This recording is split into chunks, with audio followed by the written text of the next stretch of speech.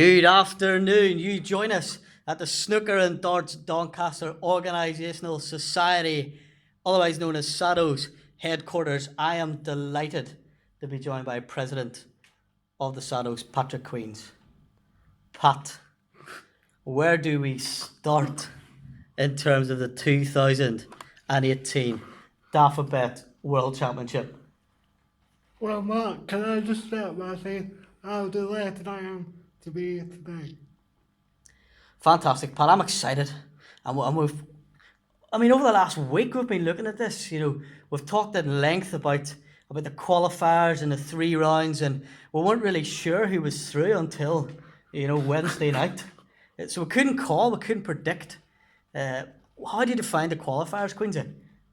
Well, it depends which way you look at it, because people might say qualifiers have got an advantage because they've been playing for so long, or they could actually be burnt out. You never know, Mark. Indeed, Queens, you're looking at 3 rounds of 10 frames to win. You're playing 30 frames before you even got there. But we run the SADOs, Snooker and Darts Doncaster Organisational Society. We've got nothing to do with World Snooker, so we have very little impact. But what we can do as pure snooker fans is certainly debate this. I personally would like to see a smaller, less field of qualifiers in order to maybe allow, maybe the top 24 and then, the other guys. But that's for Barry to decide and the hierarchy. Queensy, it promises to be a fantastic tournament. Ronnie for me, he's going for his 6th World Championship. Last year's Mark Selby winner has got to be a favourite. What do you think, Queensy? For me, Mark, no word of a lie, there's up to 12 players who could win this tournament. And I just think it's outstanding. Queensy, I personally think Mark Allen's gonna win it. I think it's the Pistols' year. He will win it. He'll get off the back of the fine win at the Masters. I believe it's the Pistols to lose, or maybe Ronnie. What do you think, Queensy? If Ronnie gets through Stephen Maguire, you've got to add to Ronnie, but Stephen Maguire's no mug, and on his day, I don't fancy him to win Ronnie, but I fancy him to push Ronnie. And you're going, Queensy? You're going to the final? Yes, Mark. I can't wait, but please don't ask me to predict who's going to be in the final. I'm going to sit on the fence, Mark. Indeed, Mr. President, I wouldn't put that on you. Let's give the people what they want. The people want predictions, Queensy, and I've got them up here on the big screen. No. It is the best of 19. Is that right, Queensy? Yes, Mark. Best of 19 starts tomorrow. Let's start off with what an absolutely epic tie to start us. Mark Selby versus Joe Perry. Well, this is going to be done and dusted on the first day, because they start at 10 o'clock and come back at 7. But normally I would say that's got to help the world champion, but I think Joe Perry's a wily campaigner, so he'll have no problems in coming back. But I still fancy Mark Selby. 10-5, Mark. Good shout, Queensy. I'm going to say, a bit closer, I'm going to say 10-6 to Selby. And that starts us off. What a humdinger. A second game, Queensy. Another absolutely mammoth tie between 2 stalwarts of the base, Queensy. And that's Ronnie O'Sullivan versus Stephen On Fire Maguire. Well, I can't believe it. I can't believe this tie, Mark. You look at it and you think, how can these two be playing in the first round? And I honestly think it will go all the way with Ronnie just shading it 10-9. Shout, Queens. Ronnie's going to win it. Ronnie's going to win it 10-7. 10-7, Queensy. Ding Junhui, who has a lot of skeletons in the closet when it comes to here. He's Sheffield based. He loves the crucible. Against Yao Guidong, his fellow China countryman. Well, Dean's one of the people that I think could be in with a shout. If he gets his head right, if he does everything right, if he can manage, we've been there for a few days without playing because you don't play all your games straight away. No, you don't, Quincy. We'll just see. But I think Dean's going to prevail in this game 10-7. I'm going to say 10-6 to Ding. Quincy, 10-6 to Ding. Now, Judd Trump versus another qualifier and an up-and-coming player in Chris Wakelam. Well, Judd Trump, I think this could be his time to shine. Yes.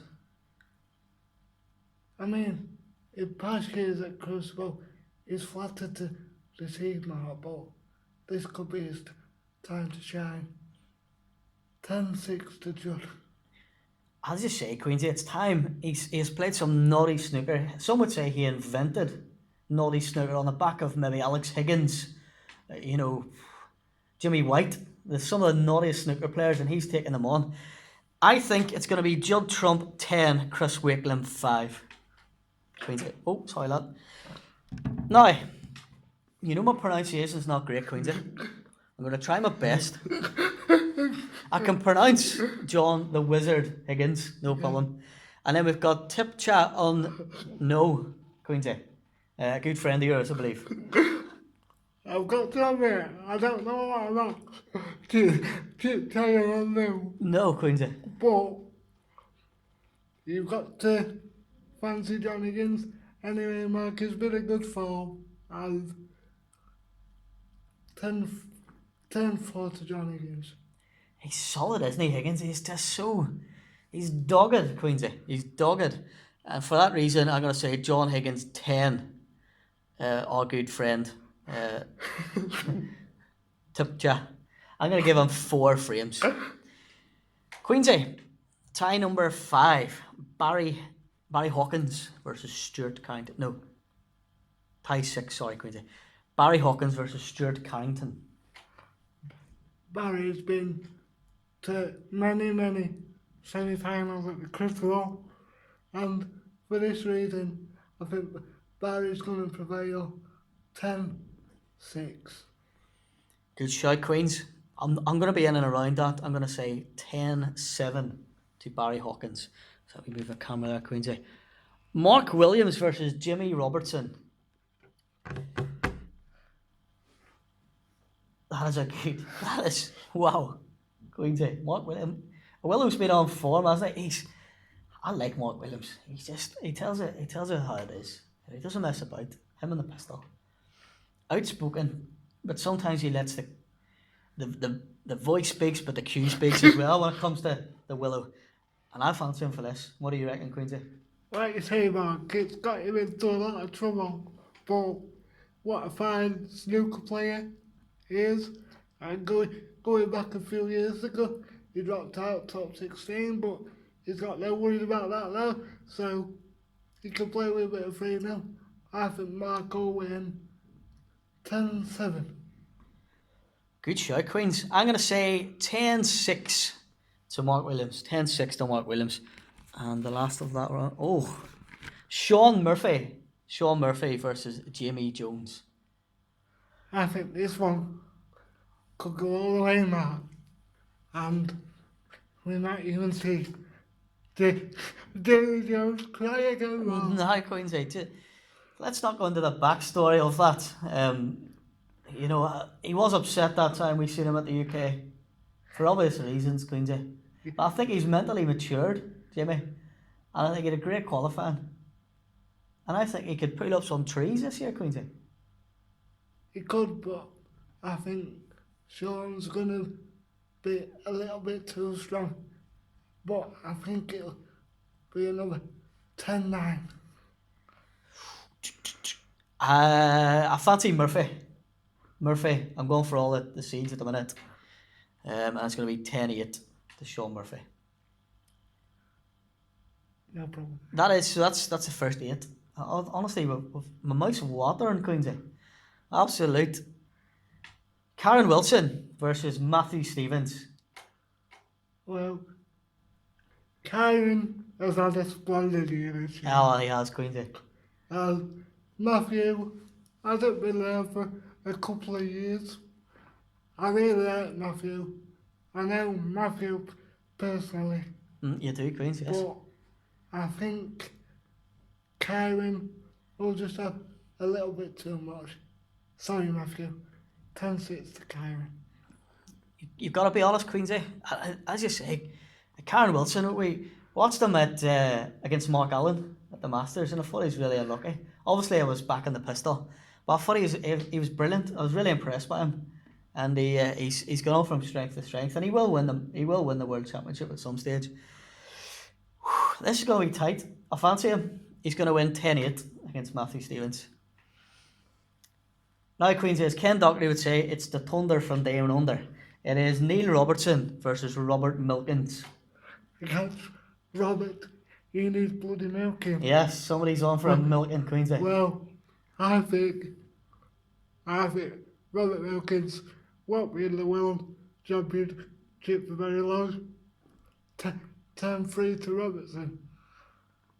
Honest assessment, Queensy. The Thunder's tipped a wee bit as lately, hasn't he? He just hasn't been in around it. I think if anywhere that you can kick-start your season, even if it's at the end, it's got to be at Sheffield, Queensy. And I fancy Neil Robertson 10-4. 10-4. Next one, Marco Fu, nice guy. Probably one of the most popular guys in the circuit. Keeps himself to himself. A nice guy versus a relatively unknown quantity, Queensy. A qualifier in Liao Hao Tan. I've tried my best to pronounce it, Queensy. What do you think? Well, I must admit, I don't know much about this game because Marco Fu's been out of form.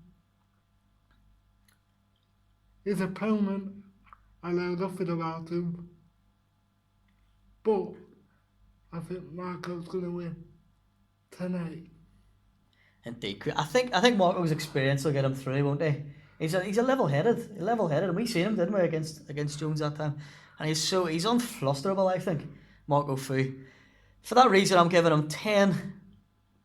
10-6, Queensy. Stuart Bingham versus Jack Nowitzki. This could be a tricky one, Mark, because This could be a draw, Queensy. Stuart Bingham outplayed many tournaments for obvious reasons. Yes, we'll not get into it. We'll not get into it because it brings snooker into the beautiful game of snooker into disrepute. And that's the last thing we want, isn't it, Queensy? Well said, Mark.